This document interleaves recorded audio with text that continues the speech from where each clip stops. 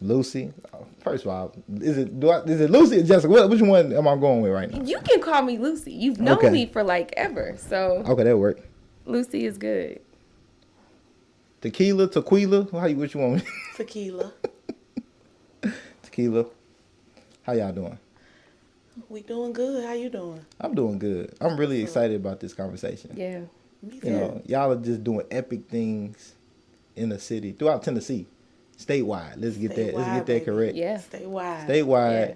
And I'm gonna give y'all some soft questions because since y'all want these soft questions, you know what I'm saying. Y'all said they wanted soft questions. Start off, y'all.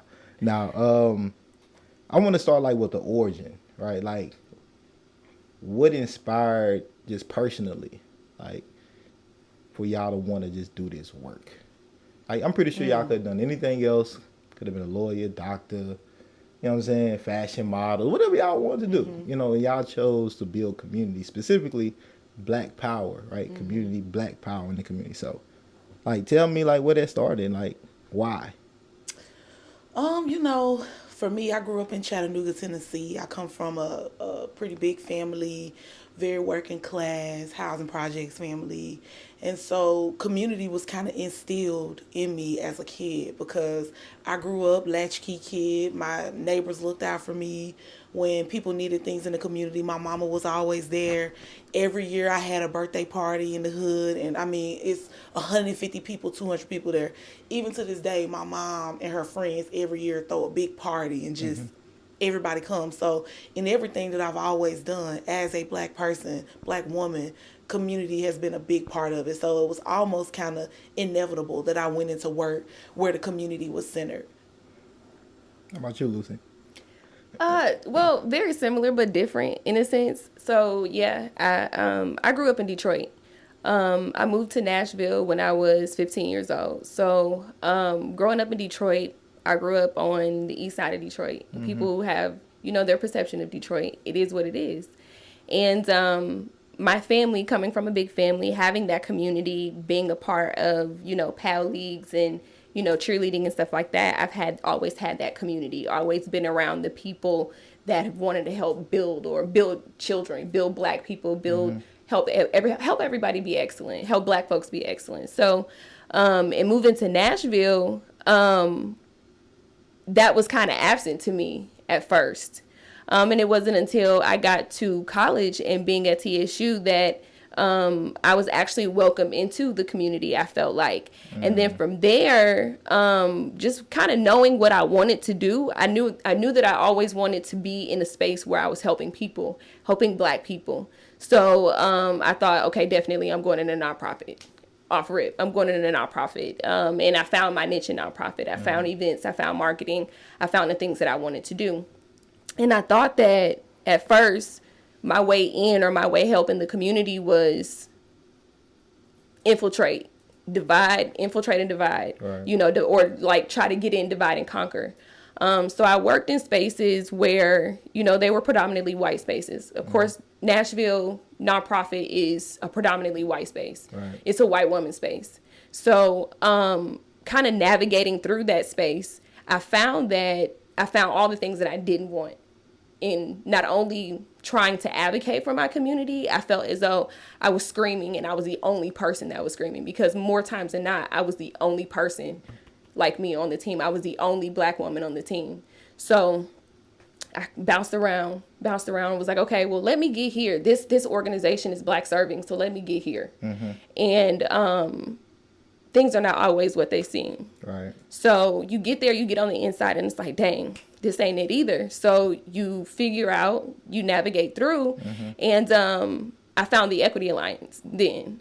I knew about the Equity Alliance back when I, partnered or worked with other organizations. So I knew about the brand. I knew about what the Equity Alliance did. I met Charlene, and I was in a place where I needed a role, right?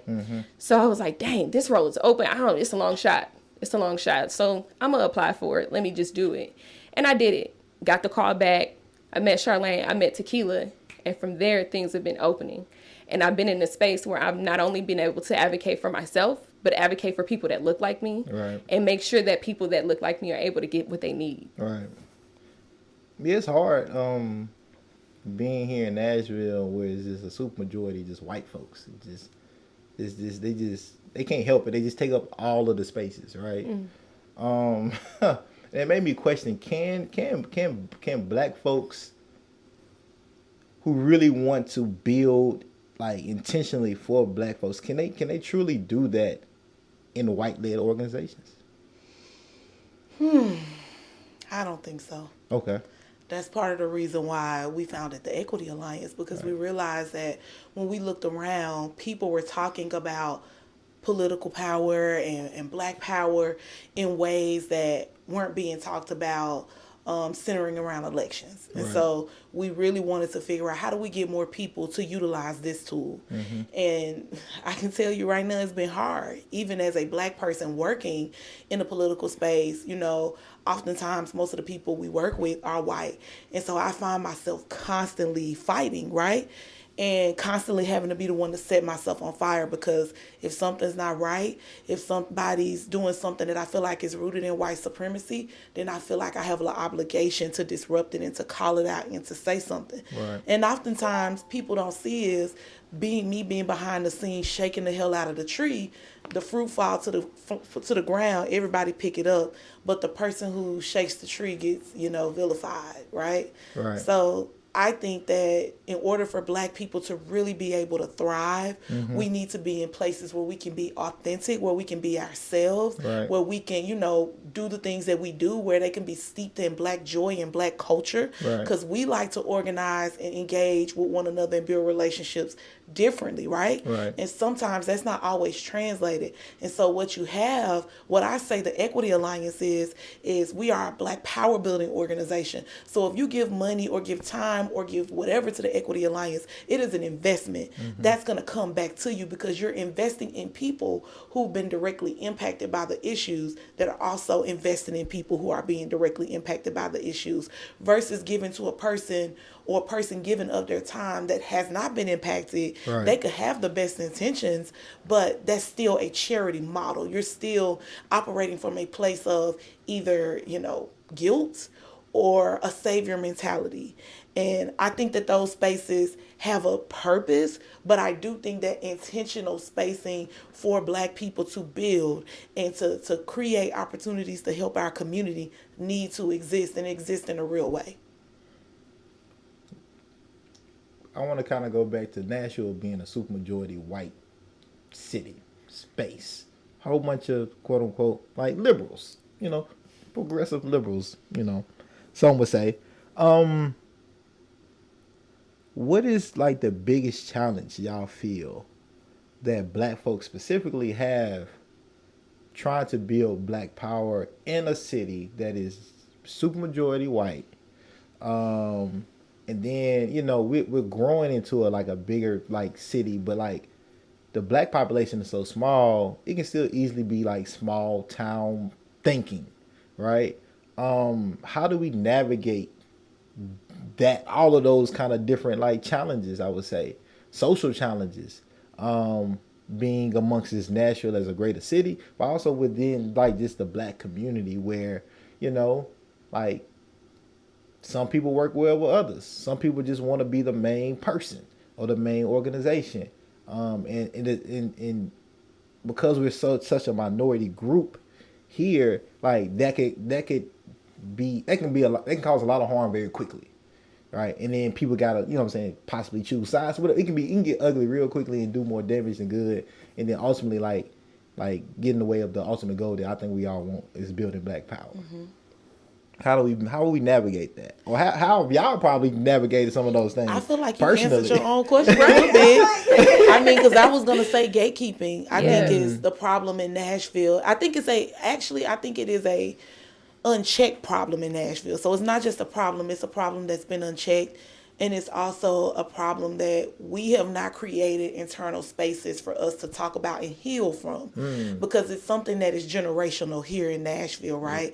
You have a lot of black affluency in Nashville, which is something that I didn't experience growing up.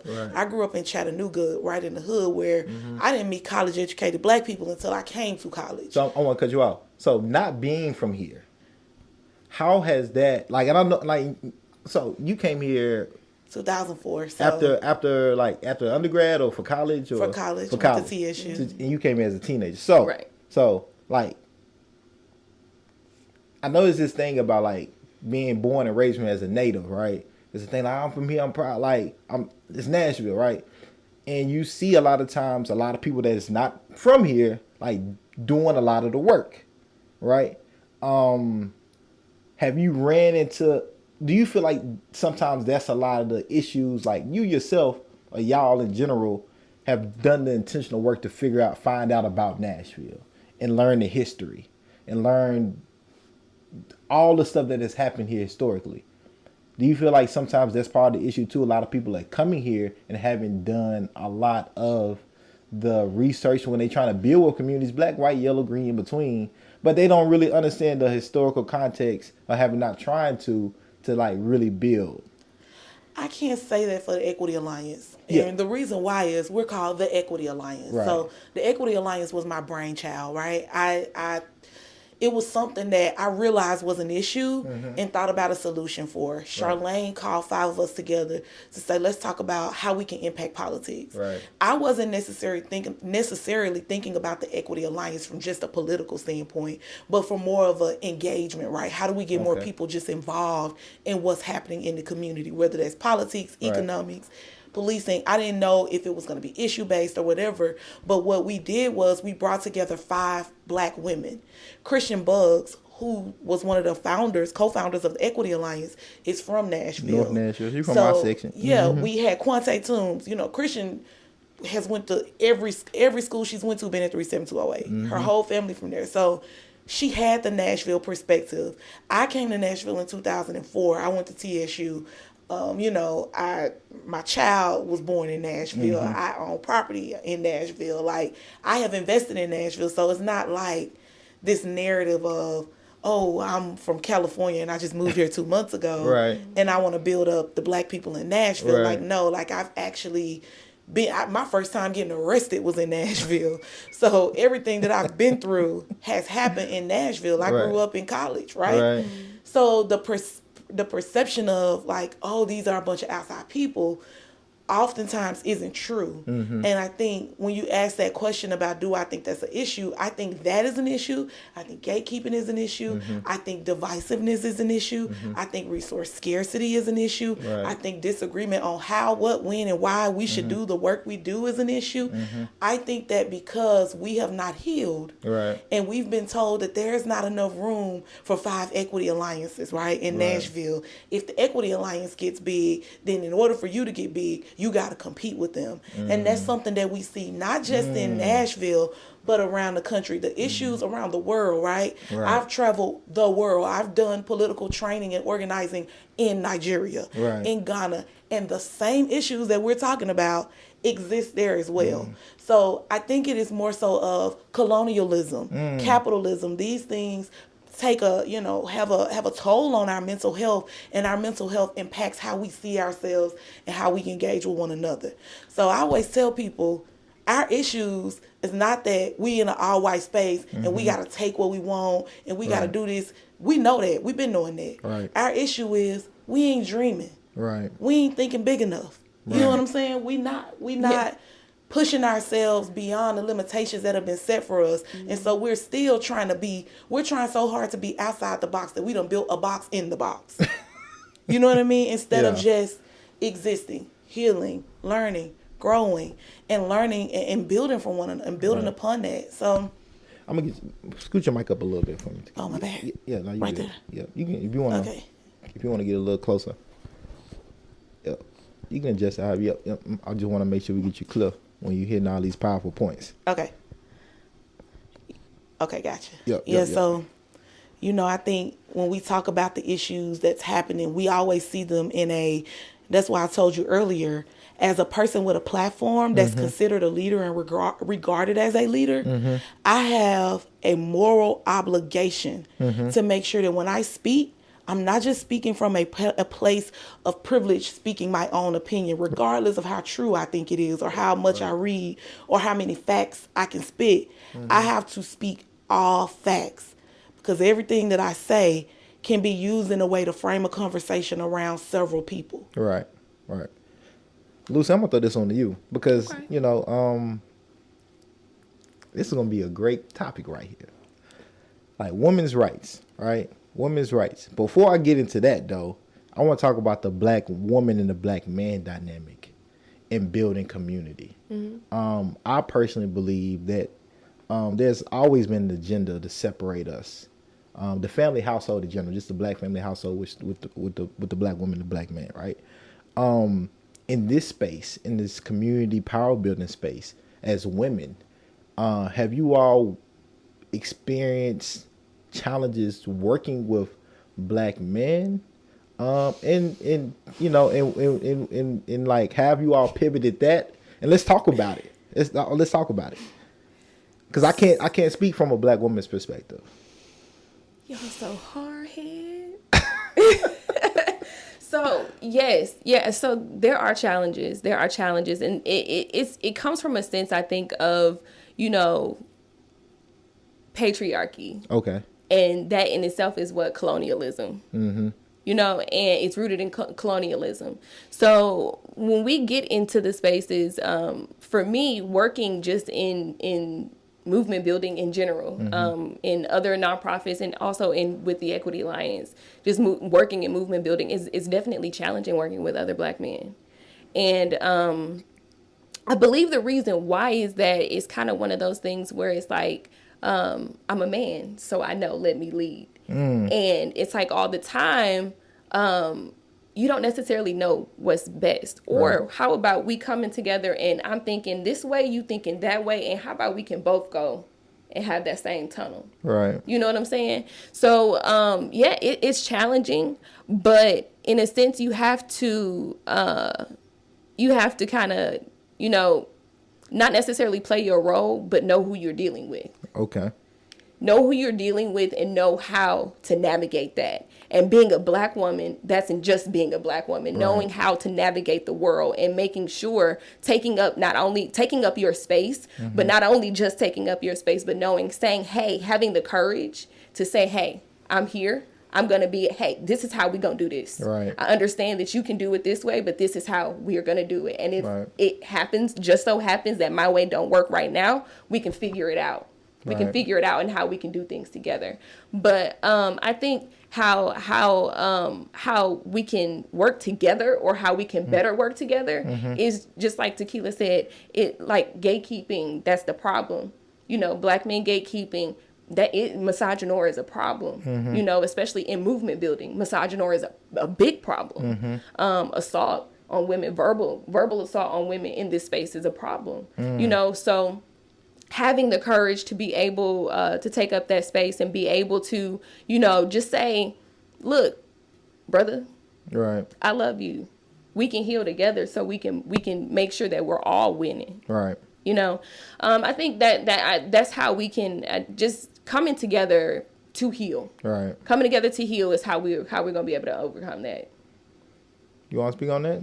Whew, that's a loaded topic. Hey, it's deep. This conversation. This is what we do. That's deep. That's deep. Primarily because I feel like we are still experiencing the after effects of slavery, right? Okay. We forget what happened to our ancestors. We forget how things are passed down generationally, right? And so black men had to watch, right? Their women be ripped from them, their children, their families, watch them be raped in front of them, and they couldn't do anything. Right. So I am graceful, right, with black men as much as I know black men are graceful with me in my healing journey. So, but if I'm being honest, yes, it's challenging. It's challenging to work with black women too. Yeah, let's talk about it. But in particular, as a women-led organization, we have personally had some problems. I don't say problems, but some struggles working with black men in this space. And I think it's just because, like you said, the relationship dynamics. People want to lead. People want to be followed. Like, everybody has different intentions. Everybody has different agendas. And the male to woman dynamic, I know even for me, when I'm around a powerful black man that's walking in his power, I immediately get submissive. So it's hard for me to manage you if you're a strong black man. I'm going to be honest. I'm going to be soft as pudding to you. Right. You gonna get favoritism. Right. These are things that I know. And as a black man, if you walking in your power, it probably is difficult to take, constructive feedback, orders, or whatever you want to call it from a woman. So I think, that's one of the things that as a leader, I am open to learning more about. Because what we're doing at the Equity Alliance is something that I've never seen done before. We're doing something that does not exist, right? So we need to create space and hold space for us to learn, for us to fuck up, for us to figure it out together. And so if you are a black man and you looking to get in this work and you want a place where you can grow and develop and you're willing to be patient with us, work with us, and learn with us, there's a space for you at the Equity Alliance. Always, we talk about uplift black women because that's who we are as an organization. But the moment black men step in and say, I want to lead X, I want to lead Y, you have 1,000% of our support, especially if you're leading in the right capacity, because we know what our role is in this movement as black women. But as just said, movement spaces have always been very misogynistic. I mean, you can read books from women who were in the Black Panther movement about those things. So it's not something that we don't already know exists, but it is something that women, as times have changed, and women have now gotten access to buy homes, gotten access to go to college. Women can now work certain jobs. Women have now started to be able to be self-sufficient more, and so our requirements and expectations have shifted. So you can't come in like Fred Hampton them could. Because this ain't Fred Hampton them times, my brother. I think, too, just being in conversation and being able to properly articulate, like, trauma, right? I think that's leading to that. Those insecurities that if I can't, for some reason, or feel like I shouldn't have to take orders or follow a black woman, that's something internal. That, if that's the case, I think it's okay to articulate that, voice that. Because if you don't, well, then we can't. How we gonna move forward? So if I come to y'all and say, look, I love the work y'all doing, I ain't gonna lie, I have a problem. You know what I'm saying? Taking orders from a black woman. I want to work on that. And I think that's one of the ways that we can move forward. Because I acknowledge it. One, you got to acknowledge it. If you don't acknowledge it, then you can't get past like those steps. You got to admit it. You got to internally say, I have an issue, which I don't think many men probably feel like they do or acknowledge or choose to ignore or neglect it, right? And I think like we can start there for most men or for any man and say, hey, yeah, I don't, for whatever reason, whatever indoctrination that I'm subconsciously following, like I have an issue taking orders from a black woman or a woman in general. How can I be better at that? Because women are powerful. Black women are definitely powerful, and I want to be able to build with them. But I do want to uplift that. Yes, while there is a challenge working with black men, if I had to put a number to it, there maybe been 3 black men that I felt were challenging in this space to work with in terms of working for the Equity Alliance. But there have been like 40 other black men who have protected, uplifted, supported. Been amazing. Yeah. So I think that when we talk about stuff like this, we got to make sure we look at both sides. And both, because both exist. There are some amazing black men out there. In fact, the majority of the mentors that I have are black men. The majority of our supporters, we have a lot of black women supporters, but we have a lot of black men supporters as well. I've trained a lot of other black activists too. I think too is just a lot of like, again, outside noise agenda, and I'm gonna throw this one out there on y'all, and then I want to get into actual like the work y'all do for women's rights. The Woman King. What y'all think about that title? I ain't seen the movie because of the title, personally. Why, you feel some kind of way about a woman being a king? Not necessarily about a woman being a king.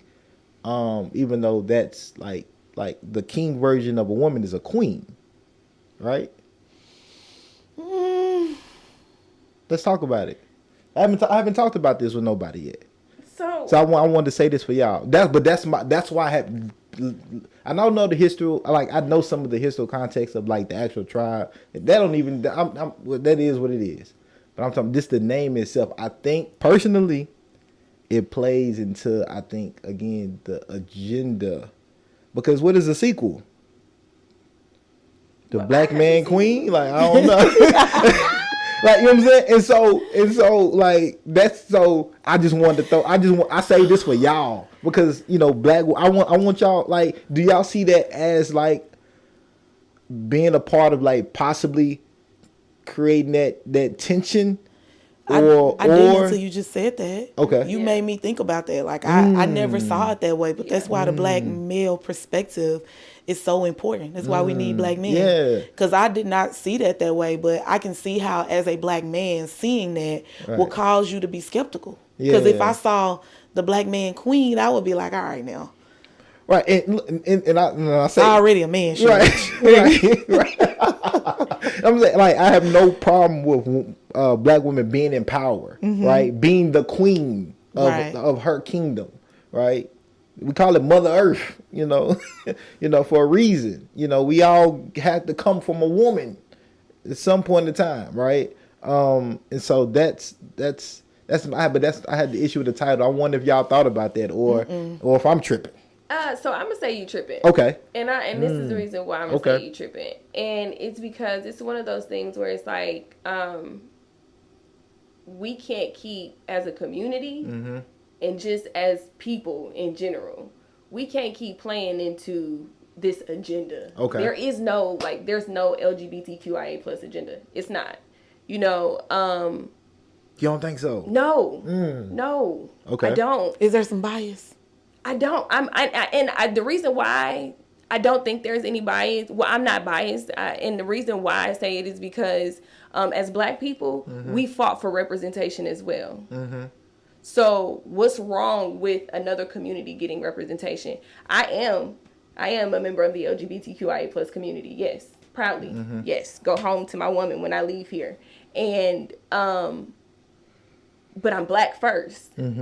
So when I walk into a space, you don't see that I'm gay. Right. You see that I'm a Black woman. Right. And that's how I show up. I show up as a Black woman, and I understand my intersectionality. Right. And I think that as a community, we play into the media too much, into this agenda. Right. That's the divide and conquer that we have to stop and get gatekeep out of our community.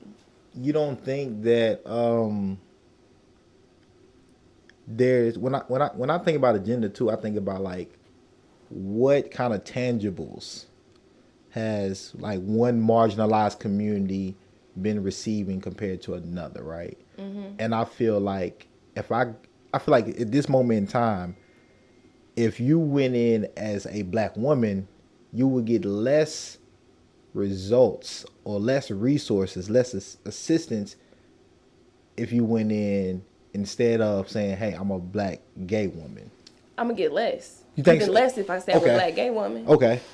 Because you have to realize not only am I facing racism, like just as being a Black woman, I'm also facing racism within the LGBTQIA plus community as well. Okay. Like, them niggas don't fuck with us. Okay. White I gays, see and hear that. there's a difference, Right. and even in Nashville, there's a huge difference in the Black gay community and the white gay community. We have two different chambers. And I think this is where my lens is coming from. I think it's coming from seeing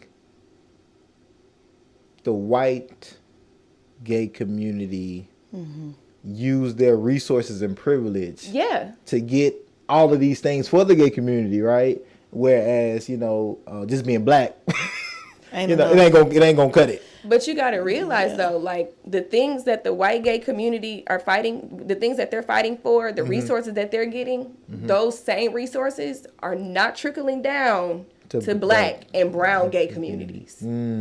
That's why we have the Black LGBTQIA plus chamber. Right. As well as you know what I'm saying? Right. Like, that's why we have Nashville Cares. Right. That's why we have these organizations that are LGBTQIA plus Black serving. Okay. You understand what I'm saying? Yeah. So not only there needs to be more of that in Nashville. Right. There needs to be more resources for LGBTQIA plus children and adults in Nashville. Okay.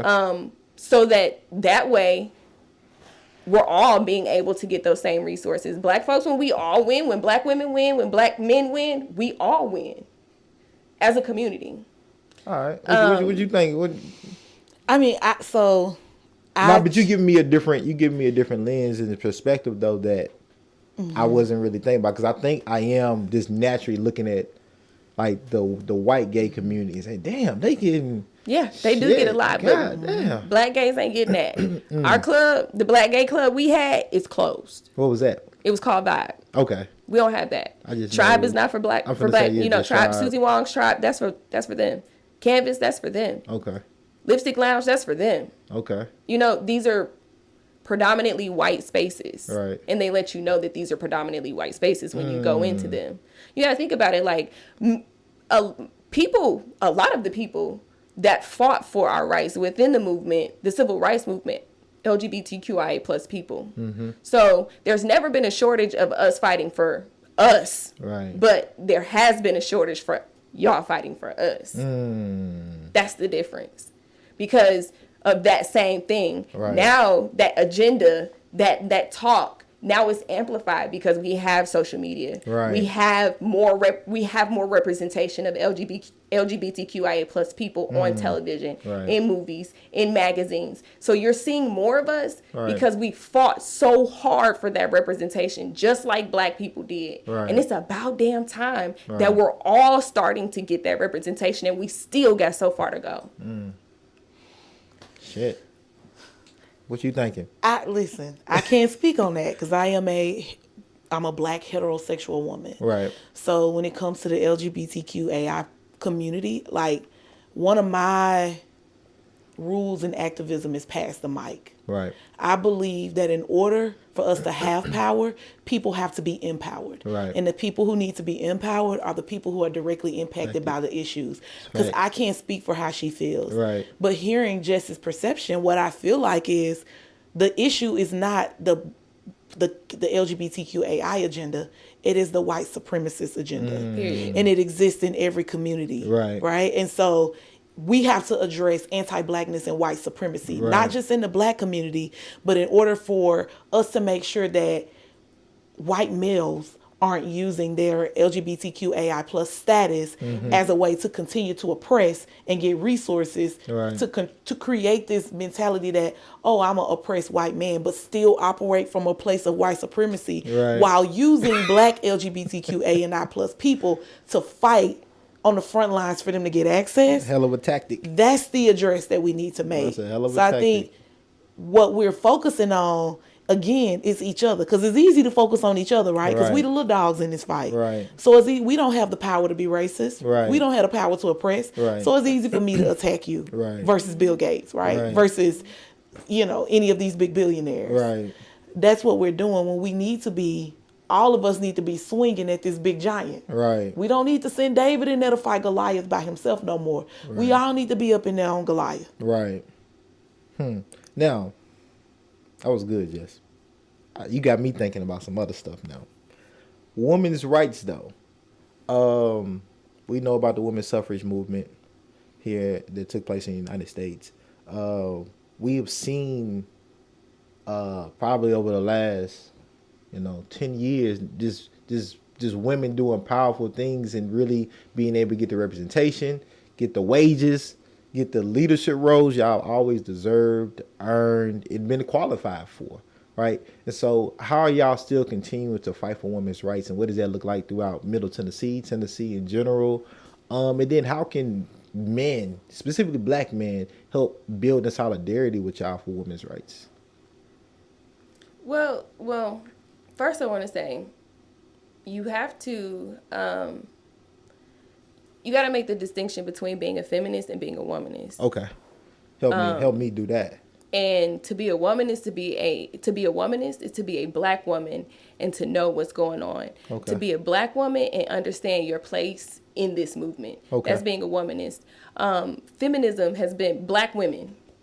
Black feminism has been a pillow to white feminism since the beginning of the inception of feminism. Right. We've always been the movement builders. We've always been the ones that were wanting to or willing to put our bodies on the front line, not white women.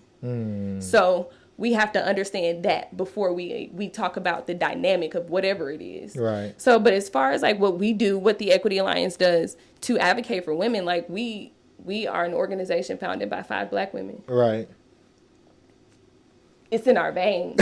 It's in our veins to advocate for Black women. We show up as Black women in the space. We show up as Black women at the Capitol. We show up as Black women in right here, right now. We show up as Black women in marches and protests. Right now, we're literally 101 days outside of the overturn of Roe v. Wade. Right. And we're posting about that. Not only are we posting about it, we're in the streets and we're in the trenches fighting for what we need, making sure that not only women here, but across the country are able to have access to the health care they need. Right.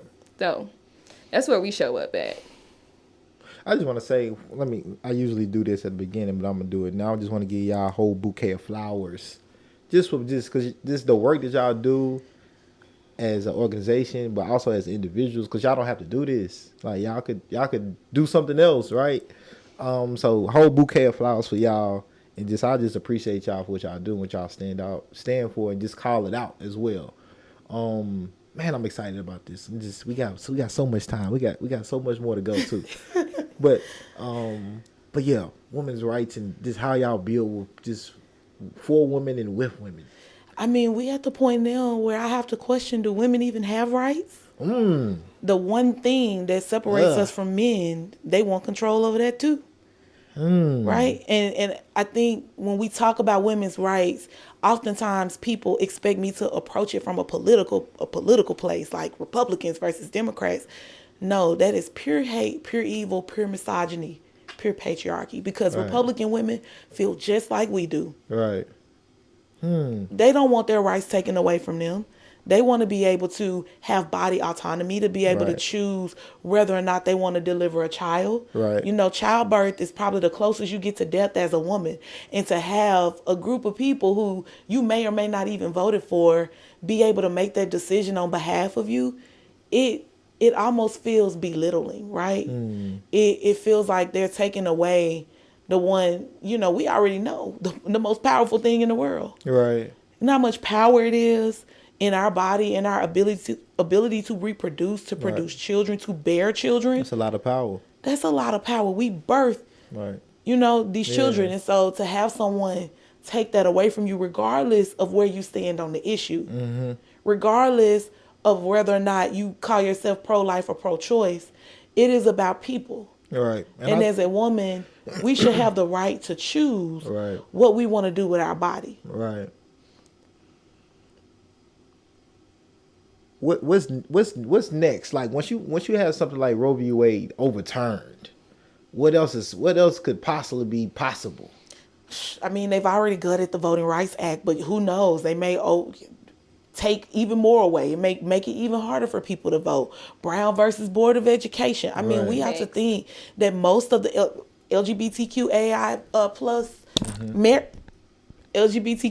plus marriages, we have to think every right that we have in this country, especially marginalized or minority communities, every right that we have was decided upon by the Supreme Court. Right. And right now what we've done is we've set the precedence that the Supreme Court should go back and start overturning things. So we're going to get real, maybe not controversial, but we're going to hit on something heavy right now. Do you think as black folks that we can successfully combat this mental white supremacy? Because this is what all this is about, diplomatically. No. Nah. Okay, we know. Okay, we understand that. Somebody gonna have to die. We understand that, right? We understand. Okay. Like, is that what you want? That's controversial. Okay. Niggas gonna have to die for us to get any kind of rights. So, we know that. Okay. Who gonna sacrifice themselves? That's what so how do we, if we know this, which I think 99.9% of black folks understand this, on some level, like they have shown us, they being the United States of America, government, white supremacy, the powers that be, that they're not gonna assist us in getting out of, like it go against their agenda to assist us in getting out of oppression and be liberated, right? That doesn't work well for them, right? So we know that like all people that have ever existed that have been oppressed, the only way they've been liberated is by fighting, like physically, like people have died or have to die, right? When enough of us have died, right, by the hands of just police, this government systems, all different various ways. Like, when we gonna start fighting back? We are already fighting back. Physically. We're already fighting back physically. Okay. Tangibly, we're already fighting back. Okay. And how we're doing that is we're electing people. Like, we as a community, okay. now we're understanding, we're getting to the point where we understand, hey, all right, they not going to do it for us, so we going to have to get out there and get it on our own. So, hey, homeboy, you said you want to do this, so, okay, get on the city council. Okay, homeboy, you said you want to do this, well, they got an open seat over here, right here. You live in that district, you need to do this. Okay. You know, people are going across the country doing that, building political power. Okay. That's how you do that. That's Okay. how you do it. You tangibly and you physically build political power in doing that. Everything about us, I've heard this so many times doing this work in this movement space. Everything about us is tied to a policy. What we put on our bodies, the way we wear our hair, what's the clubs we go to, the businesses that are in our community. Everything is tied to a policy. And if we want what is happening in the White House to trickle down to our house, we got to put the right people between us and the state house. That's what you have to do. Okay. You understand what I'm saying? So you have to build political power, black political power within your community. You got to elect black women. You got to elect black men. You have to invest in black communities, invest in black businesses, invest in black people. All right, so before you go there, I want to, because my point of view is probably a little more radical. But this is why we call the Equity Alliance. Because if you brought all 5 of the Equity Alliance founders in here, we all have a different perspective. Which is but great. That's black people, right? Yeah, and that's what makes us so strong. People don't understand. They want to attach one mindset to the Equity Alliance. You can't do that. Because if it's nothing that we did, we selected and we came together with people who all thought different, came from all different walks of life. My perception is a little more radical. I feel like America only became a free country not because they voted Great Britain out. They went to war with them, right? So I know that some blood is going to have to be shed. But I also know that my place is not on the front line shedding blood. Now, whoever the people's place that is, I'm loyal enough to the struggle, to the movement, to support in whatever way I have to. If it comes down to me having to be a part of that, I'm fearless enough to do it. But what I'm building is trying to, I don't feel like we're going to be able to vote our way out of white supremacy or vote our way out of oppression. But I do feel like it is a resistance because I don't see nobody coming down here ready to start a war right now. So in the meantime, in between time, our children need to have safe schools. Our children need to have safe environments, drinking water, air. We need to have access to healthy reproductive rights. People need access to health care. Why? Because we have contributed to this country. We pay taxes every day. We already died to build this. So we got to die to destroy it after we've already died to build it. So in the meantime, when y'all ready to start the war, come holler at your girl. I got you. Angela Davis sold their brother this thing. Look, I'm going to let you know. But in the meantime, in between time, I am going to make sure that while I'm here, I push forward by providing as much resistance as I can, by making sure not only that we elect the right black people, but that we elect the right people who are going to look out for black people. And that's what I was going to say. What Lucy was talking about, as far as electing black folks. I think electing the right black folks because we've had plenty of black elected officials. A lot of them. And we haven't really seen a tickle move as a group, collective, like socially, economically. We still in like kind of the same like kind of threshold. As individuals, we can prosper, do great, make a lot of money. But as a group, we still economically and socially like low, right? Really still around like what we were around 1968-ish. Like, if I last remember the stats, around about like that time. So that's why politically, just say it. You I don't really have faith. Like local elections, I have a lot of faith in, but the grand federal government and like in judges, I like that's local too. I think that's like more important, like very important locally, but politically, like I don't think I have the hope. Know why? Because I think like there are systems of white supremacy that you're entering. So I think you have a ceiling on the impact that you can actually have personally. That's my take on it. Where would we be if our ancestors said there's a ceiling on how many slaves Harriet Tubman can free? No. There's a ceiling on how free we can be. I think I get what you're saying, because we live in a reality where most of us are very intellectual. So we think about things from this overly we challenge things, right? Mm-hmm. And it causes this pessimism. Mm-hmm. Think big, bitch. Like, you know what thinking big is to me? Like tearing that shit down. I mean,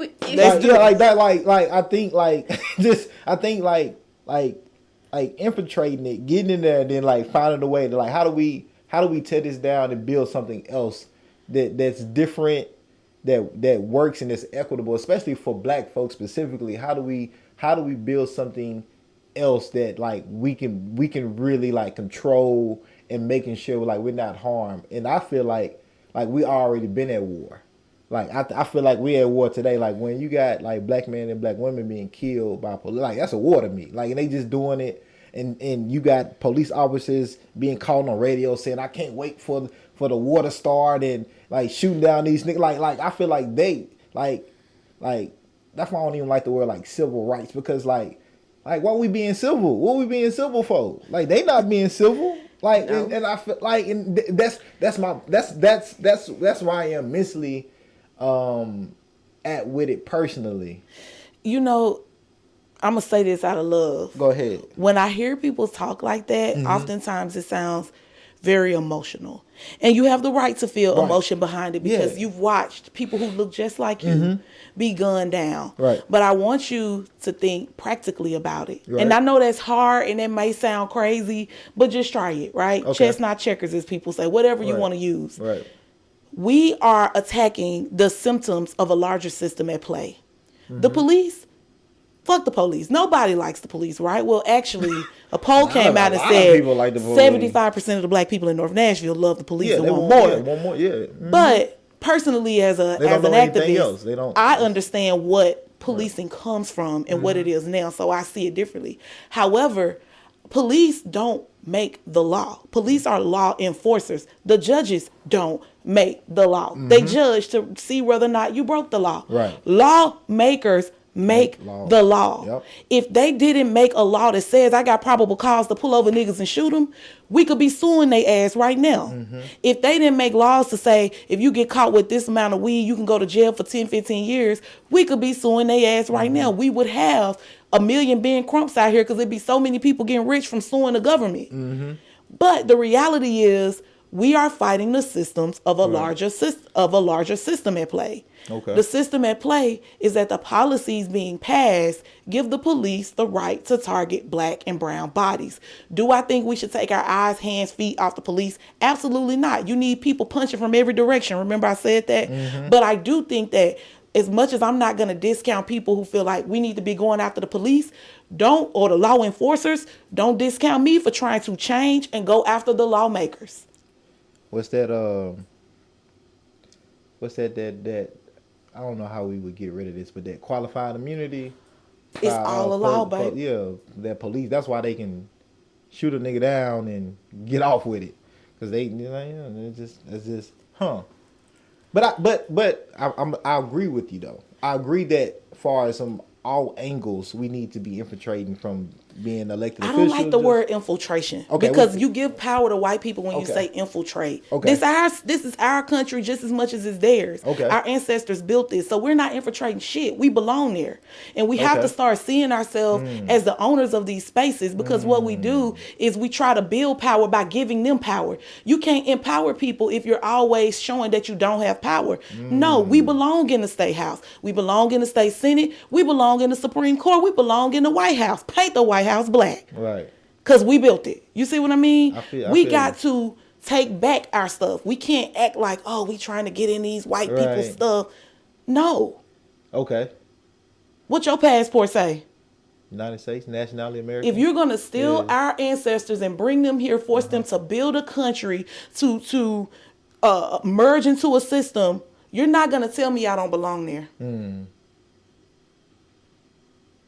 You're going to have to fight me for it. You're going to have to cheat. You're going to have to steal. You're going to have to scheme. Every tactic that the devil is using, I'm going to be that black woman that force him to use it. Because I ain't going to bow down and hand my power over to you just because you think you got some power already. Right. You're going to work for everything you take, including the state house and the state senate.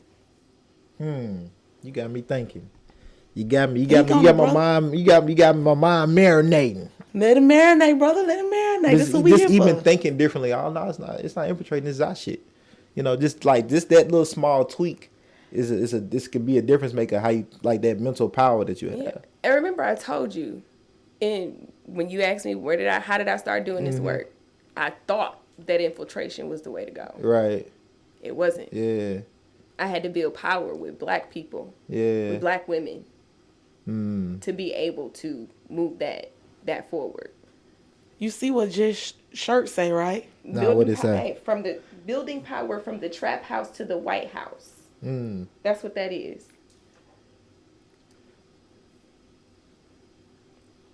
Okay. Available online. Okay, so you got me pondering.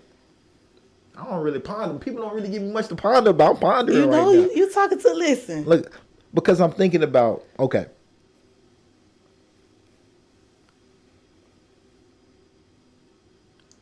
Physical spaces, I get that.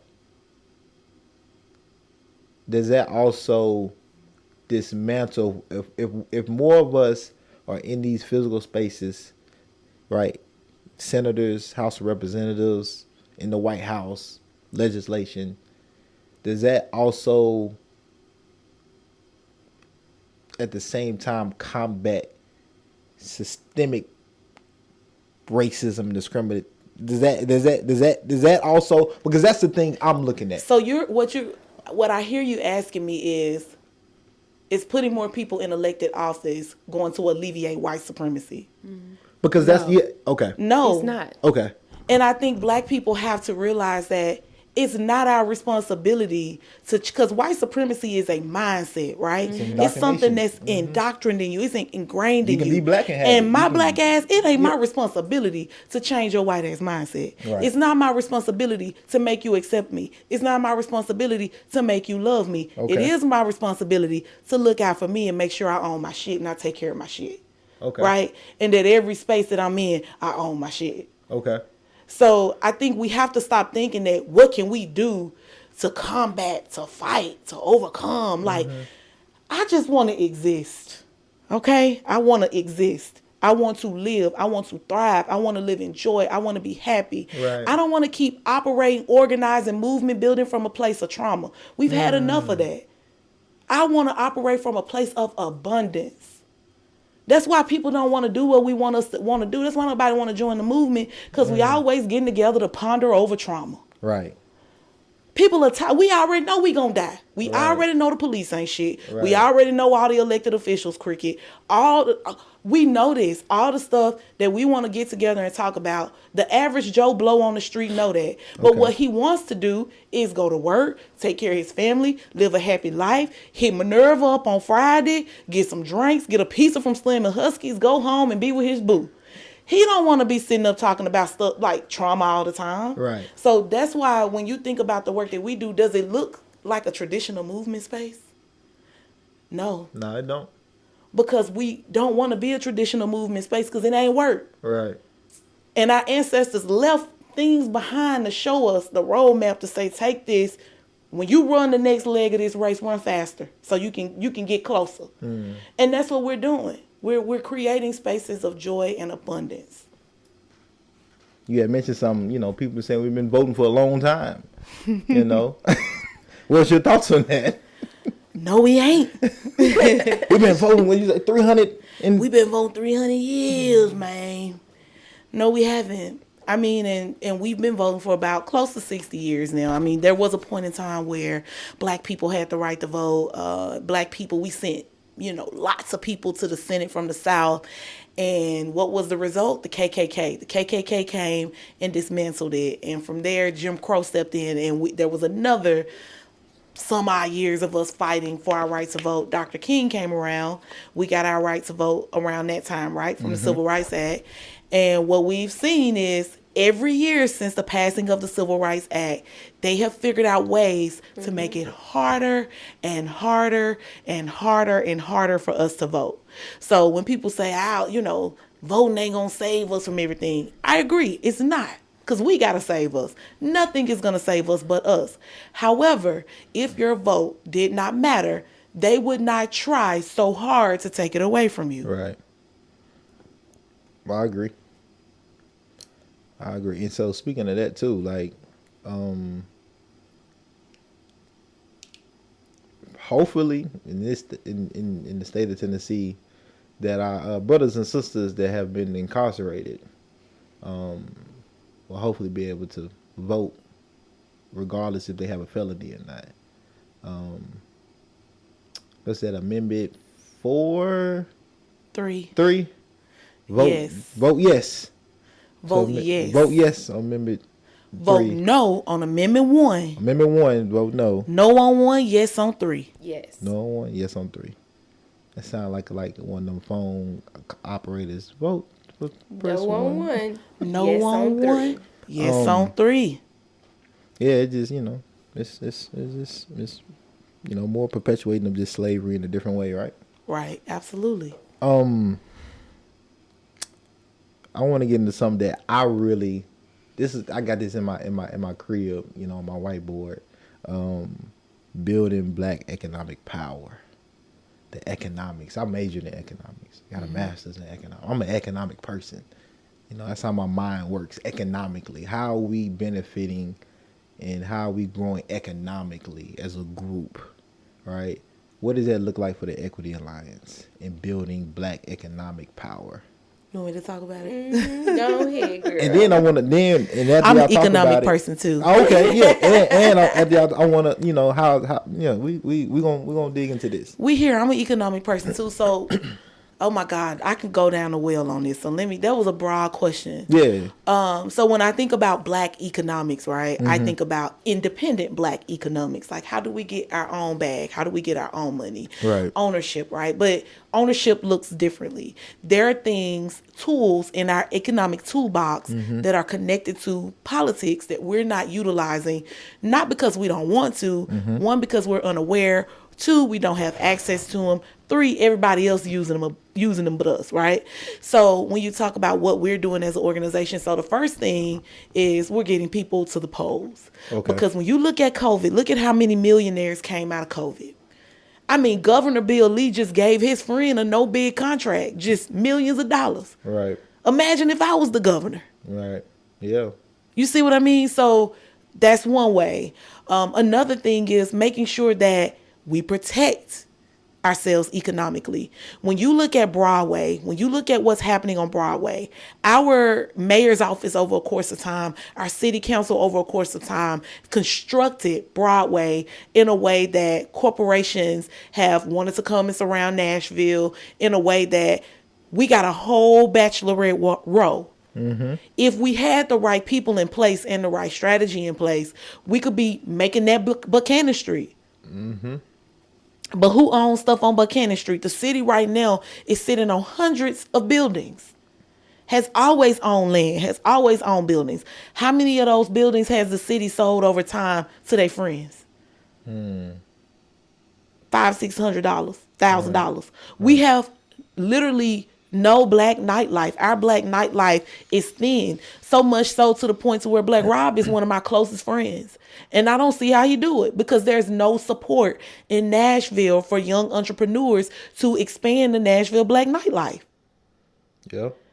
I mean, economically, home ownership, when you think about that, I could go down that rabbit hole about how zoning is connected to environmental court. Right. How that's an elected position, appointed position by an elected official. Right. How our zoning board is appointed by our city council. How people have been in these positions and stacked the deck against us, and we're wondering why they're trying to take our right to vote. Why they're not letting people who've been formerly incarcerated vote. Right. Because it's politics, and I saw this. I think it was Brittany Cole from Career Thrivers who posted this, and she said the first decision to every business decision is politics. It's political. I don't know a businessman that ain't got a politician in their pocket. I don't know a wealthy person that ain't got money invested in politics. Right. Yeah.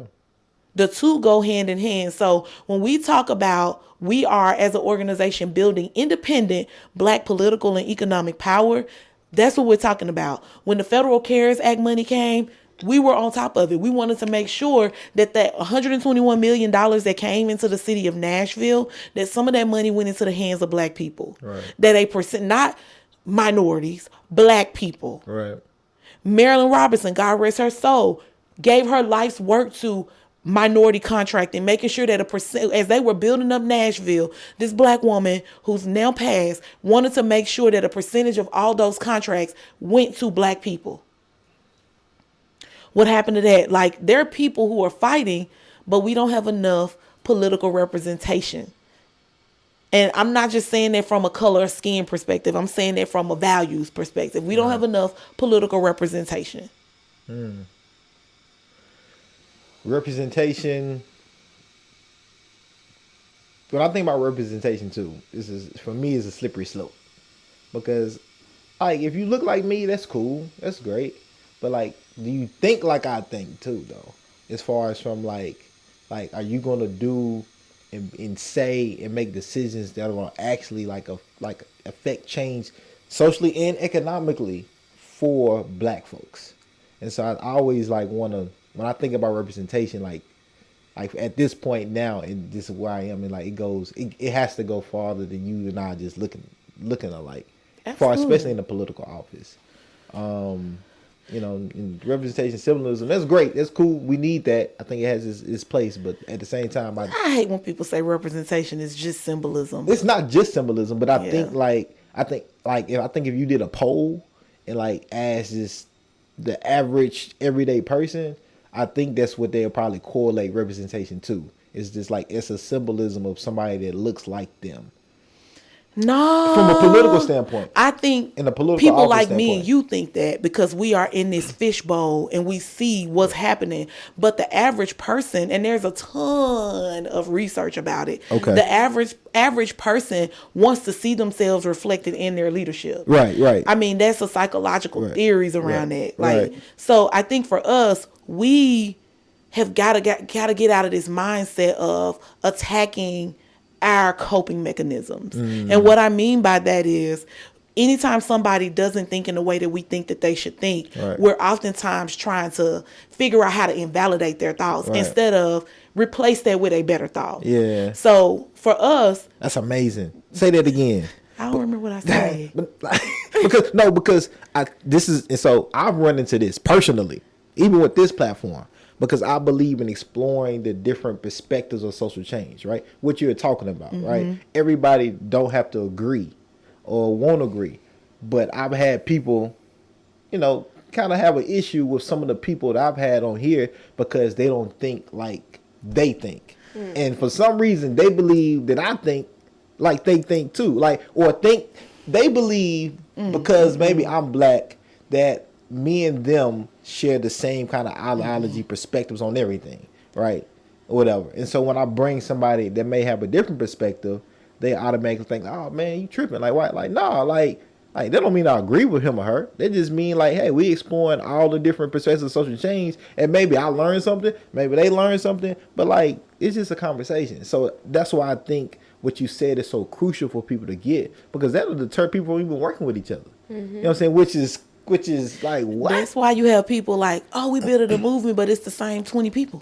Yeah. Because a movement is not about y'all moving together. A movement is about growth. It's about expansion. If you only want to talk to people who think like you, you're not building a movement, you're building a cult. Right. Yep. It's comfortable too to do that. And it's comfortable. I have people, I sit down and talk to Republicans, liberals. I caught so much flack because when we helped co-sponsor a voting rights restoration bill. And I brought Republicans, libertarians, everybody who wanted to talk about getting people's right to vote back that had been formerly incarcerated to the table.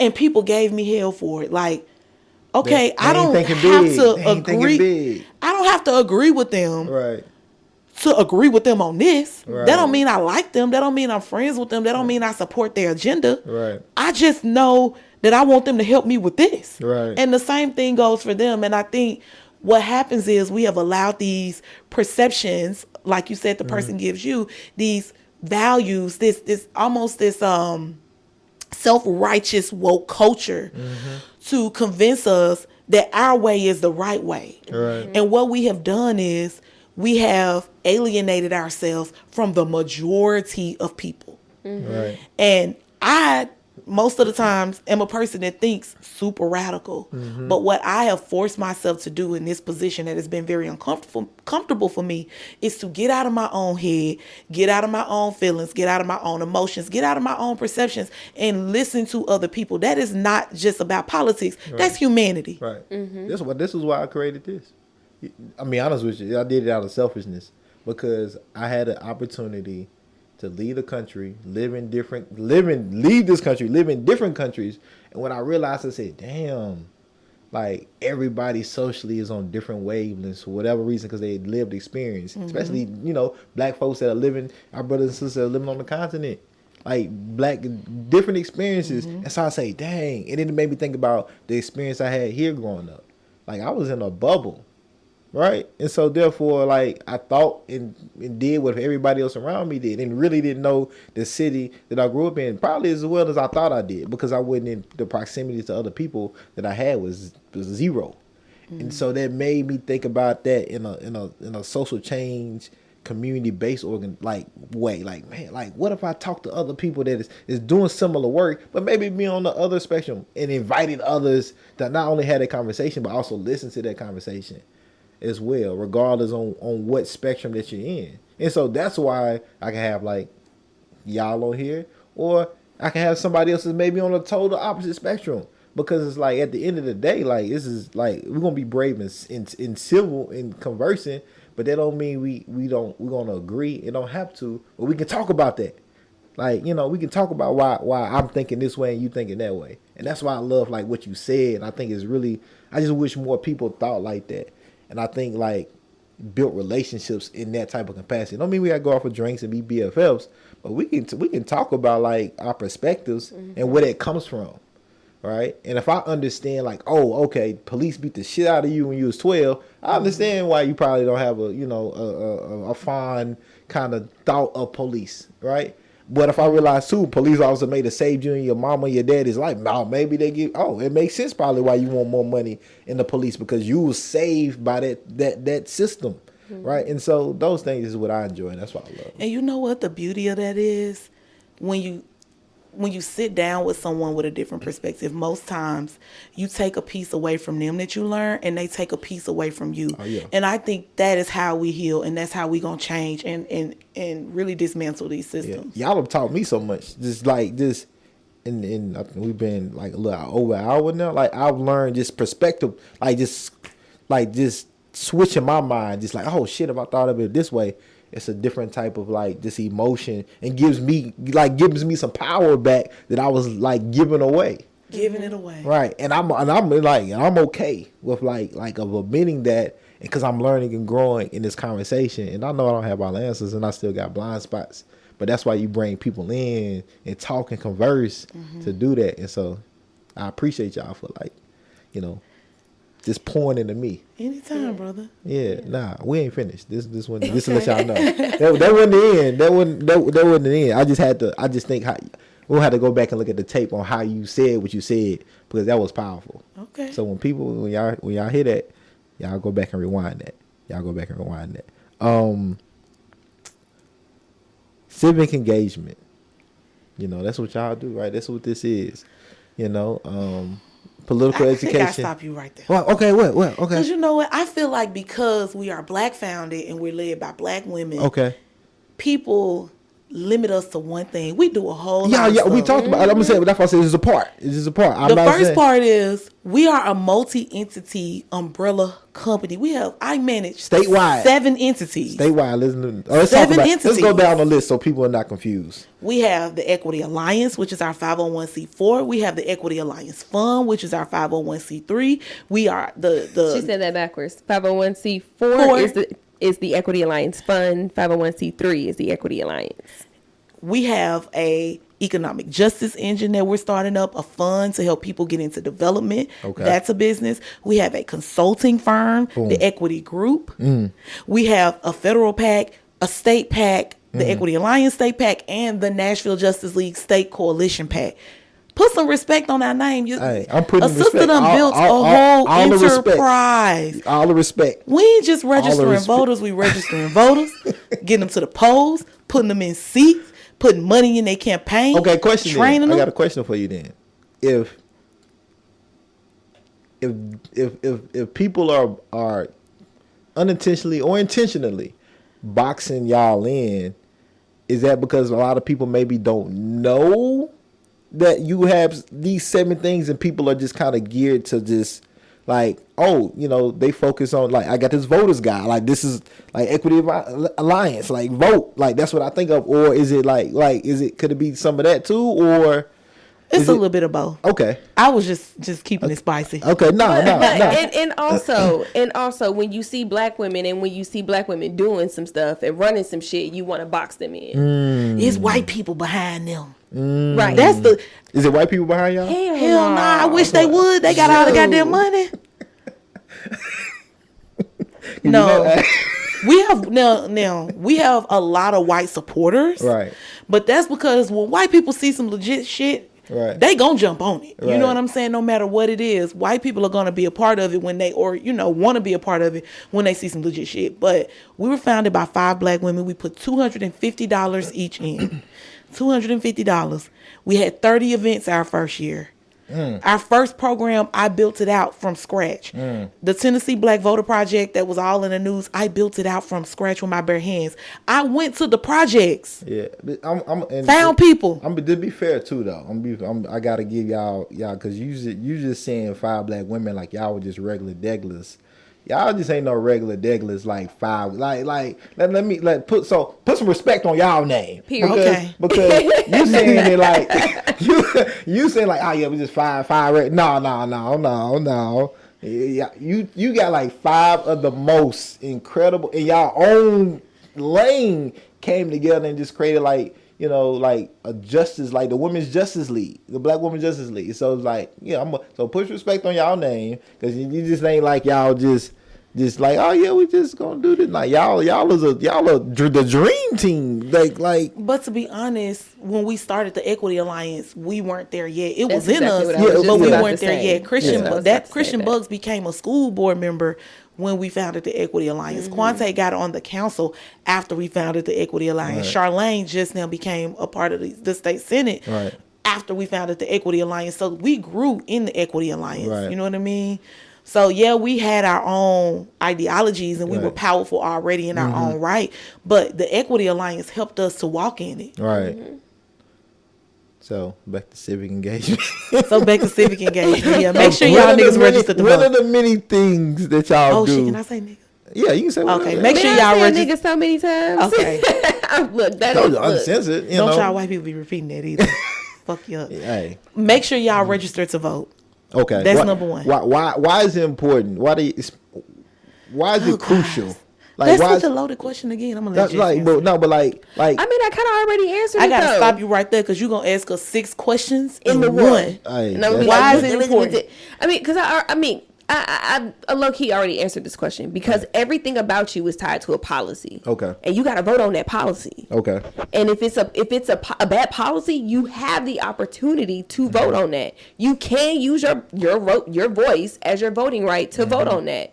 And the same thing goes for good policy. If there's a good policy that you want to see passed, whether it be LGBTQIA plus rights, whether it be legalizing marijuana, whether it be student loan forgiveness, whether it be Medicare and Medicaid or health care for all, there is a policy tied to it. And guess what? You better take your stupid ass to the polls and vote on it. So what's on the line? All of that that I just listed. Yes. And more. And more. Oh my God.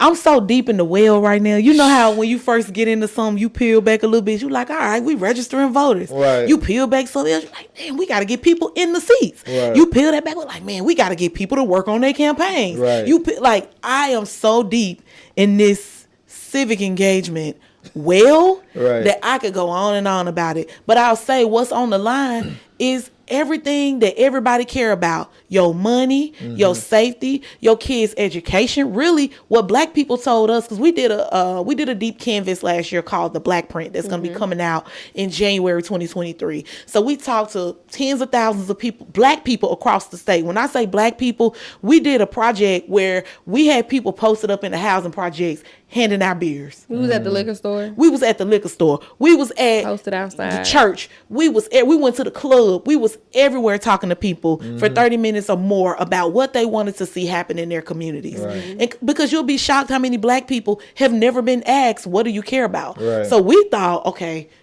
what do we want to make our policy agenda around, right? Okay, we know these are the issues, policing, all these things that we talk about in this fishbowl. But the two things Black people said they care about the most was economics and education. Okay. Black folks want their kids to go to a good school so they can have opportunities, and they want their money. They want their bag, period. Right. Everything you think about, from the taxes you pay to how much your house is worth, to, I mean, everything economically we see right now, inflation, price gouging, all this stuff is connected to a policy that a policy maker that probably does not care about your Black ass made a decision on.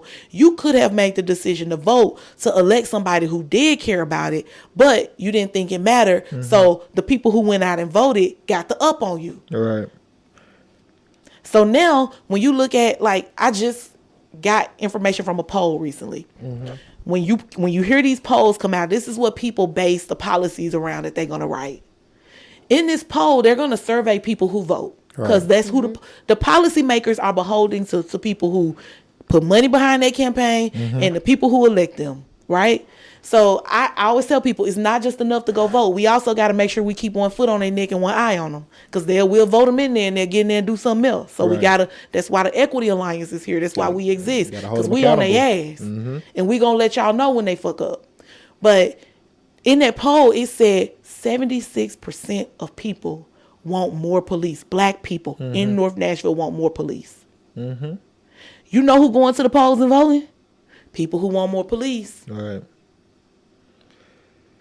So when we make a case about the police budget, it's hard to make a case when the people who are voting, the people who are electing the people that we trying to hold accountable want more police. Yeah. Even if the elected official doesn't want more police, they weren't elected off of their own premise to make decisions based on what they're thinking. They're elected to serve a constituency base. Right. So they got to make decisions based off of the people who they were elected to serve. We got to get people who think like us, who walk like us, who talk like us, to go out and vote, to run for office, so that we can make sure that our ideologies and values are represented. Right now, they're not represented, and we are blaming the politicians. And yeah, I say blame them too, but at the same time, we also got to look at the fact that we just aren't represented.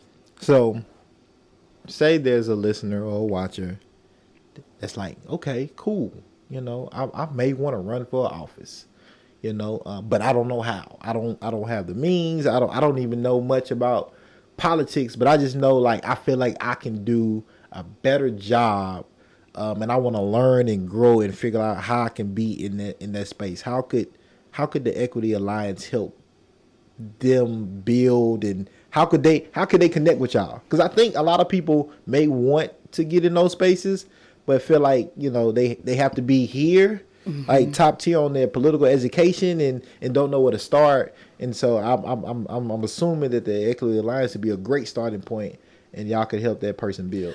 Of course. So, okay, with the Equity Alliance, our movement building, all the things that we do, building economic power, building political power, building civic power, what we do is not only are we doing it, we're training the community to do that too. And how we do that is with our Liberty Collective. And that's our 8-week extensive program. You go through that program and you're learning literally about the movement, not only about the movement, about the community that you're serving in Nashville. We got people that come from across the state, from Memphis, from Chattanooga, to be a part of these cohorts that we have. And we're up to at least about 6, I think we're at 6 cohorts now. Oh, wow. Yeah. So we've, over the last couple of years, trained over 400 people. Yes, we've trained over 400 people, and we call them liberators. And not only are they trained just to be a liberator or just to be a movement builder, they're also trained to be able to kind of do what we were saying we were wanting to do, to infiltrate. We're training them to be able to do that, to join boards, to get on city council, to run for these offices, state senate, city council, commissioner, judge, doing all of those things, helping them to be able to hone in their own tools, the tools that they already have and possess within themselves, help them be able to amplify that, to be able to be a movement builder, to be able to be up on that high pedestal that they think they're not on. We're going to meet you where you are and bring you up to where you think you want to be. Okay. I want both of y'all to answer this question for me. What does power mean to you? It's now that's a broad question. Ooh, but it's a one word. What does power mean to you? Because we've been talking about power building, and I'm just going to assume that word power can mean different things to different people. So I want you all to break that down individually, like kind of what does that word mean to you? Power. So it's funny you ask that, because every canvasser, organizer I train, that's one of the first things I train them to ask people is, what does power mean to you? Okay. What does power mean to you? So you got an answer already. You already know. I do. I have a very textbooky answer. I do, because I know what it means to me. What does that mean to you? So as an organization, the Equity Alliance defines power as organized people and organized resources fighting to improve our quality of life. We will have achieved power when the quality of life that you want for you, whether that's you want to be barefoot out in the woods, or you want to be in a skyscraper in New York, your desired quality of life is accessible. That is power to us. Lucy? I mean, that's power. That's power to me. Power, simply put, is community. Uniting together to join and fight for one liberation for all of us. Like I said earlier, when Black people win, when Black people are liberated, we all are liberated. And in order for us to be able to do that, we got to build power. How can white folks help Black people build power? Invest. Give us your money and your privilege. Yes. Okay. Use your privilege, use your money, and let us get out the way. Let us lead. Okay. The best thing that a white person can do in a movement space from a social justice lens is to find someone who is directly impacted by whatever issue it is you want to alleviate, and allow them to lead without you still having to feel like you. Because there are a lot of white-led organizations that slap Black face on front of them. You know what I'm saying? Yes. But that's not enough. You cannot still have influence and decision-making power and say that you're fighting for Black people. No, you're not. Right. You have to get out of the way. So I think that's the biggest thing that a white person can do. Okay. Same thing. Yeah. Get out the way. Get out the way. Move, nigga. But leave your privilege at the door. Yes. Check it and leave it at the door. Do not bring it past the threshold, because it will be checked. Had another question for y'all, and it just left me. Man, it was a good ass question too. It's gonna come back. Hold on. What was my power question? Also, I want to say something too. Go ahead. All the way back when we were talking about like the things in Nashville that are keeping us where we are, stagnant at this plateau. Okay, go ahead. You help me remember my question. We got to stop this elitism.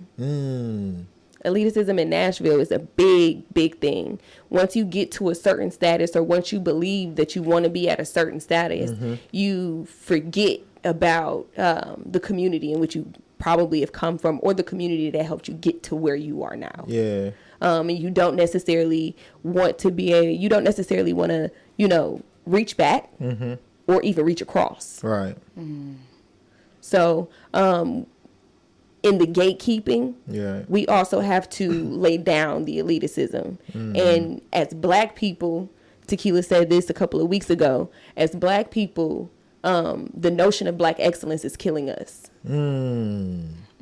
Striving for Black excellence is killing us. Yes, we all want to have more, not just enough, but we want to have more. Yeah. Yeah. We all want to have we want to have more than just enough to be able to thrive, but at the same time, it can't kill you. Right. You know what I'm saying? You can't be up 5, 6, 7, 8, 9, o'clock in the morning. Right. Doing the work from yesterday. Yeah. Trying to get ahead. Right. Trying to end that, still playing in that notion of you got to be 3 times better. Right. That's not where we at no more. Show up as yourself. I think Black excellence too. When I was talking about that, is I say a cushion for capitalism. Mm-hmm. Because it puts this perception out there that in order for you to be Black and thrive, you have to be in this elite circle of Black excellence. And in order to be excellent, you have to check off these boxes. Right. When you could be an excellent ass Black farmer. Right. You know what I mean? You could be an excellent ass Black dad. Right. You could be an excellent ass Black spades player. Right. Like, why does Black excellence have to be predicated off of capitalism? And I feel like what it is doing, it's killing us, and it is creating a space for white supremacy to continue to dictate how Black people need to show up and what Black beauty, Black success, Black wealth, Black this, Black that looks like. And I posted something on Twitter today because personally it is something I'm wrestling with. You know what I'm saying? I come from nothing. I come from the hood, and I always have wanted to have more, and I've wanted to give my daughter more. But as I'm growing as a leader, as I'm getting access to certain things and spaces and able to build wealth, invest, and do these things, I struggle because in the process of creating this generational wealth, I don't want to cause harm. Yeah. That's a hell of a balancing question to have to ask yourself, especially when you come from nothing, which most of us, that's where we coming from, right? And I think that's what leads to that wanting more. When you're oppressed and you never had nothing, you thinking like, okay, what can I achieve that's going to give me some type of status of like success through the lens of how I understand it through my Blackness. Now let me give you something controversial. This gonna fuck you up right here. Go ahead. Most people who are activists don't come from that. Yep. Really? They come from a place of privilege, right? Damn. And privilege meaning 2-parent homes, wealthy families. So they've had the opportunity to explore what these systems look like. But somebody in the hood, you're just trying to survive. Right. Like my mom didn't graduate from college. My mama never took me to the polls with her to vote. My mama never talked about movement spaces or Malcolm X or I didn't grow up around that. I didn't grow up in a place where, Blackness was thought of as this, woke, natural. I didn't grow up like that. These are things that I've had to learn and implement. So I see this from a different lens. But when you've been privileged enough to have access to that as a Black person, most of the time you feel like it's your duty to come and teach other people about their Blackness and what that means. And the reality is that's not how you wake people up. Right. You feel me? You don't wake them up by yelling at them, because when they wake up, they're going to be cranky. Right. So I do feel like in this space, there are not enough, not just enough Black people leading, because that's an issue. There are not enough Black people who run nonprofits. There are not enough Black people who run social justice organizations. And if they do, it's white people controlling it behind the scenes. Right. There also are not enough directly impacted Black people leading. There's a lot of intellectualism around Black movement spaces. And I think that that's good, and you need that. We need our thought leaders. We need people to tell our stories. We need people to write our history books. But you also need people who have the lived experiences to help get other people out of that space who have the lived experiences. You know what that's called? Organizing. That's called organizing. So that's why when we had the LGBTQAI plus conversation, I remained silent because I can't speak on that. Right. That's not my lived experience. Right. But I can empower Jess to speak on that. Right. That's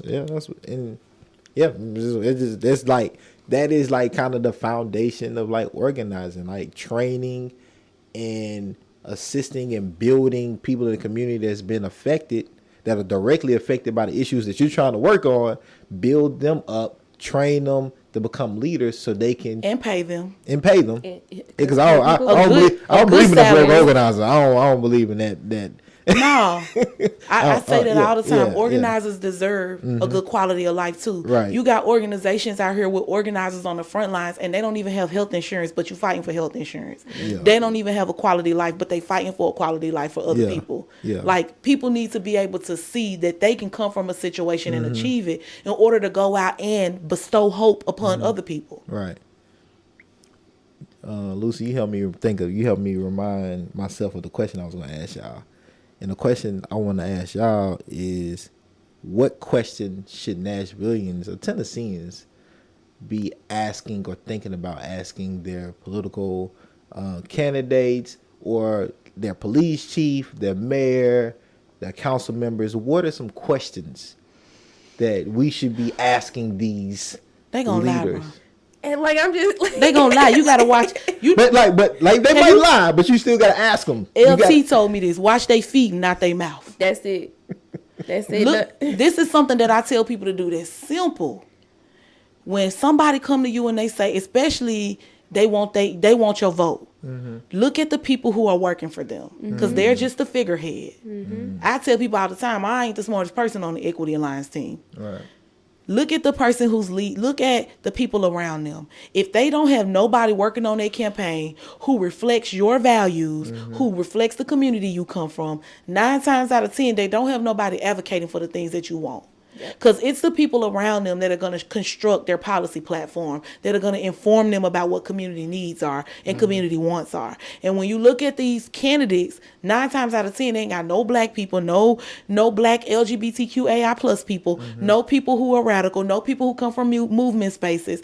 They don't have people who reflect the community even working on the campaign to help them get elected. Right. So that's an easy way of looking at their structure before you give them your vote, right? And then look at their track record. What have they done? Right. You know, it's not enough to just question them, because I don't work for campaigns before. They know what to say. Right. They talk a good game. Right. You got a whole team of people telling them what to say.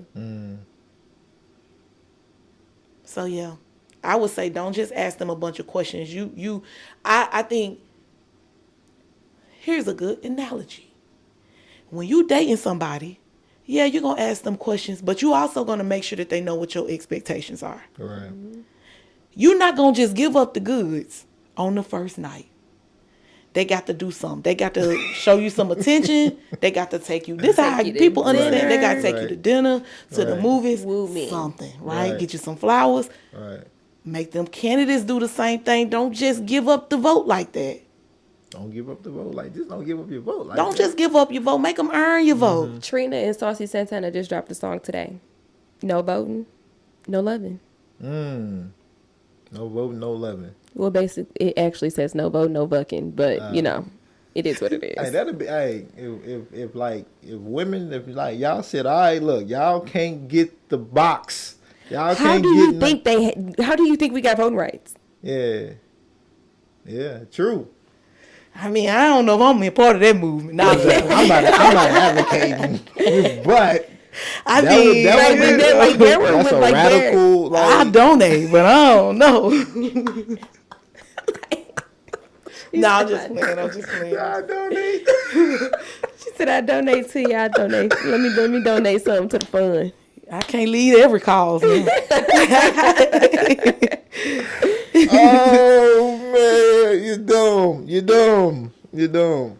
Ah, it's wild. So yeah, I've been telling people, the mayor's candidates, I'm like, one of the number one things that black people in my generation complain about in Nashville, people that live here, people that are moving here, that there is nothing for us here to do. Right. And they be like, oh, we got the hockey rink. Black folks don't play hockey. Right. And if we do, it's a couple of us, and it ain't that we don't play hockey because, we need to teach you. No, we just need access. We do what we do like to do. Yeah, we don't have access to, though. There's no real black nightlife here. There's and the people who trying to cultivate it don't have the city support. So the mayor got resources. The mayor creates a budget. The city council passes it. Talk about the things that you care about. Don't ask them what you gonna do. Tell them what you want them to do. Hey, look, before I give up this vote, we're gonna have to get to know each other. Right. 1. 2, you're gonna have to spend a little cash. Right. You have to spend a little time in my community, getting to know my people. Right. You gonna have to go holler at my mama and them. Right. We have to make sure that not just we're asking them from stuff that, again, that's giving away too much power. We gotta tell them. I got something you want. You want my vote. Right. And if you are a person like yourself or most black people, you have some sort of influence. You can get 5, 10 more people to go vote, maybe more than that. Right. You need to make sure that they know what you want out of the deal. Right. When you get in this city council seat, I own Jerome's landscaping company. Right. I need you to help me figure out how I'm going to get my landscaping company to get some of these city contracts. Right. What steps do I need to take? Right. Like, ask them for what you want. Right. But I think that's a great example of what people should be asking and how they should be asking or telling, I should say, you know. Power. See how powerful that is? Yeah, that is powerful. You got to tell them. Yeah. Yeah. That's what I mean, but that's what we do at the Equity Alliance. We help Black people be able to understand their power, their voting power, their civic voting power, their political power, their economic power, help them be able to get into the community and mobilize people. During our Black print that we had last year, where we talked to tens of thousands of Black people across the state, like we hired people to go out and canvas in the community. We hired not just like, people our age to just, like people, I'm gonna put on a backpack and my clipboard and I'm gonna go. No, we hired the neighborhood Mima, the lady who sell the plates. We hired her because guess what? She has a connection to everybody in the place, everybody in the community. So when you got your plate, you also got your Black print flyer. Right. And when you went and looked at your food, you ain't gonna just throw that flyer away. You're gonna look at it and you're gonna see what it is. You're gonna scan that QR code and you're gonna answer those questions about economics. You're gonna answer those questions about education. You're gonna answer those questions about healthcare and everything that you need to be able to thrive in your neighborhood, to be able to thrive in your community, to be able to go back and mobilize more Black people to be able to understand their power. And as we do that, we're able to build more. We're able to take back more. We're able to thrive. We're able to liberate more. Well, look, this has been amazing. I've gotten so much out of this conversation that I didn't know personally, about the Equity Alliance, but more importantly about the ideology, how y'all think, and even differently, how that synergy matches and how y'all become great as an organization, and just putting just everybody knowing their lane, everybody understanding their job, and everybody coming together and building and under one roof, and understanding haters gonna hate, but if you ain't got no haters, you ain't popping, all of that good stuff, all of that good stuff.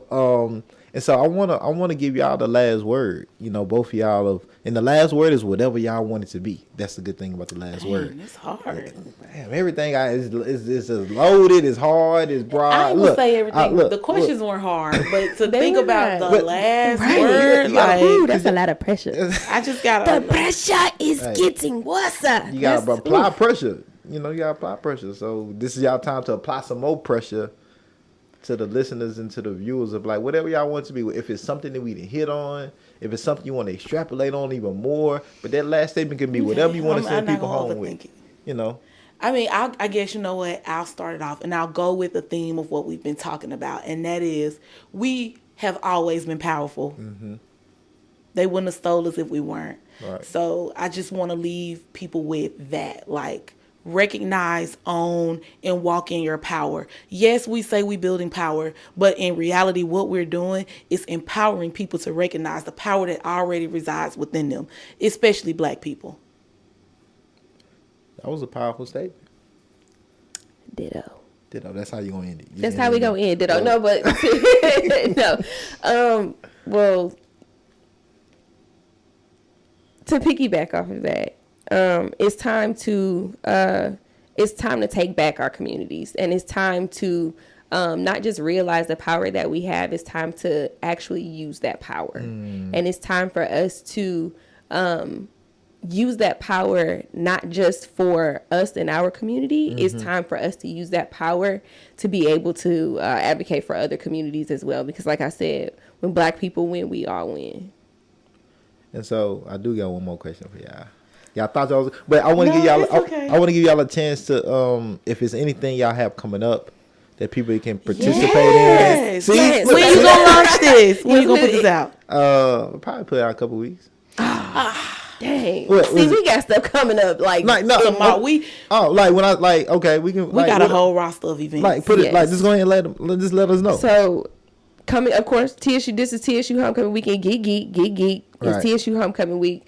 So we're going to be in the parade this weekend. We're also going to be tailgating. Our event this weekend is the last brunch, which is going to be on Sunday at Minerva. Okay. And then next week over at Exit In, we got the Voting Is Lit live concert. Tim Gent We got, he was just here. Yes, Tim Gent is on our playbill. He's going to be performing. The Black Sun is going to be performing. DJ Crisis is going to be doing a DJ set. Afro Sheen is going to be coming through and doing a house set. Okay. So we got some, and also our special guest, Devin Gaffillion. Devin Gaffillion is going to come and he's going to perform a very, very special song. So please make sure you are coming and you are there. Tickets are on sale now. Go to the Exit In. Their website, exitin.com. When y'all hear this, it'll be over. Damn. I'm sorry. Damn. Your slow editing ass. Right. I'm like, look, Jerome, let me edit this for you real quick so we can get this on up out of here. Because, look, honey, I need y'all to be at Exit In next week. It's going to be lit. And then, but across the state, though, in Memphis, we have our cocktails and costumes party, which is going to be at Weekend Memphis on October 30th. So make sure you show up to that. And then, more importantly, like, just stay plugged in on us. Stay plugged in with our social media. Stay plugged in and sign up for our newsletter. That's where you're going to get all of the most up-to-date information about not just what we're doing, but also about policy and the legislature that's going on, legislation that's being passed, legislation that's coming up, what's going on in general session. That's how you're going to stay plugged in on everything, all things political in Tennessee. Yeah, so I'm trying to think, what did she leave off? A lot. We have our I'm a Faithful Voter project that's going on right now. So we have 2 college students that every Sunday they're going to church, getting people to fill out commit to vote cards that we can mail back to them to remind them to vote in the election. October 11th is the last day to register to vote, to be able to vote on November 4th. So if you aren't registered to vote, please, hopefully this comes out before October the 11th. Oh, yeah. Make sure you're registered to vote. Election is November 4th. It's like, Early voting starts October 19th. Early voting starts October 19th. During early vote, you can vote at any voting precinct. So try to go out and early vote. We have 4 vote together parties, which is our parties at the polls that are happening across the city, across the state. So make sure you're watching our social media to get those updates. Right now, we have a door knocking program that we're running in coalition with the Immigrant Rights and Refugee Coalition, our coalition partners. We will be in Clarksville for the next 3 weekends knocking on doors. And on October the 23rd, I think Pratik came on here once before. Yeah, Pratik. Yeah, so on October the Indian 23rd, brother. we're partnering with Pratik, our Indian brother, to lead a community canvas where we'll be going out into the community, knocking on people's doors, getting them aware of what's on the campaign, building relationships with them, letting them know who we are. So we definitely love have it. our next Liberty Collective, our next Liberty cohort is coming up as well. Yes. Go to our website, sign up for our newsletter. Do you get our newsletter? Also, I don't get the lastly, newsletter. I don't get the newsletter. I got an exclusive. I wait, follow you don't get the newsletter. Instagram and all Oh no, that, you got to though. get the Instagram newsletter. is just one. That's just one thing. You got to get the newsletter. The That's newsletter something is people- spicy. yeah. I'm a subscribe. Our newsletter I'm a is subscribe to the spicy. newsletter. I always tell people that read the political news. They on Don't my just ass. listen Y'all to hear it. this? Yes. Read So it. Also, one thing that me and Nor Tequila said on October 15th at our our Voting is Lit concert, we're launching the Tennessee Voter Guide for this upcoming election as well. And happy to announce exclusive. Where's the clues bombs? Dropping the clues bombs for this. Pew, pew, pew, pew, pew. Exclusive.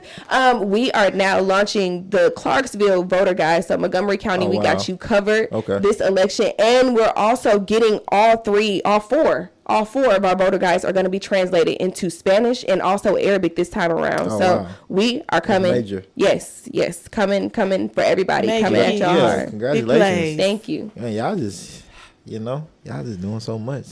Well, look, again, another bouquet of flowers.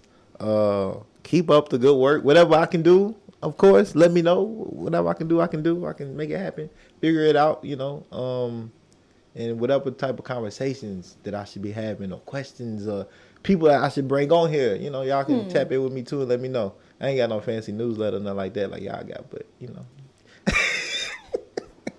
We work hard for this. y'all let me know. We work hard on that little fancy One day newsletter. I'll be where y'all at, I'm trying to get there. But I thank y'all though. Thank y'all. Appreciate y'all.